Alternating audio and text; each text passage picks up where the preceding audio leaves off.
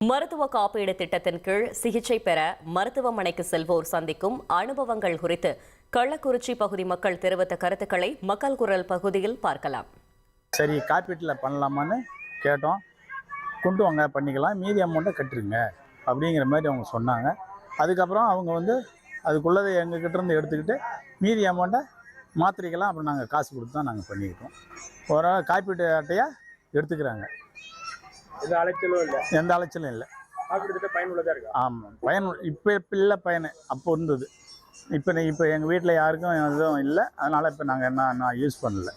2 பேர்த்துக்கு நாங்கள் பண்ணியிருக்கோம். எனக்கும் பண்ணியிருக்கோம், எங்கள் வீட்டுக்கும் பண்ணியிருக்கோம். என்கிட்ட தமிழ்நாடு அரசு காப்பீடு திட்டமும் இருக்குது, பிரதான மந்திரி காப்பீடு திட்டமும் இருக்குது. அந்த ஹாஸ்பிட்டலில் காட்டும்போது அந்த உள்ளூர் லோக்கல் பாண்டிச்சேரி அட்ரஸ் இருந்தால் தான் காப்பீடு திட்டம் கிளியர் ஆகும் அப்படின்ட்டு சொல்கிறாங்க. அப்புறம் காசு கடன் வாங்கி அப்படி இப்படின்னு சேர்த்து தான் ஒரு ஆப்ரேஷன் ஒன்று பண்ணது. 2வது லோக்கல்லே நிறைய ஹாஸ்பிட்டலில் என் ஃப்ரெண்டுக்கெல்லாம் நிறைய பேர் கூப்பிட்டு போயிருக்கோம். லோக்கலில் இந்த அது எலிஜிபிள் இல்லை, இது எலிஜிபிள் இல்லைன்ட்டு நிறையா இதை அவாய்ட் பண்ணுறாங்க. மருத்துவமனையிலேருந்து அரசு மருத்துவம் எதுக்கு போனாலும் அட்டையை முழுமையாக வாங்கிக்கிறாங்க. வாங்கி அதனுடைய பலன் ஃபுல்லாக இவங்களுக்கு மக்களுக்கு கிடைக்க மாட்டேங்குது. அது அவங்க மருத்துவத்துறையில் முழுமையாக அது மக்களுக்கு பயன்படுற மாதிரி கொடுத்தாங்கன்னா நல்லாயிருக்கும்.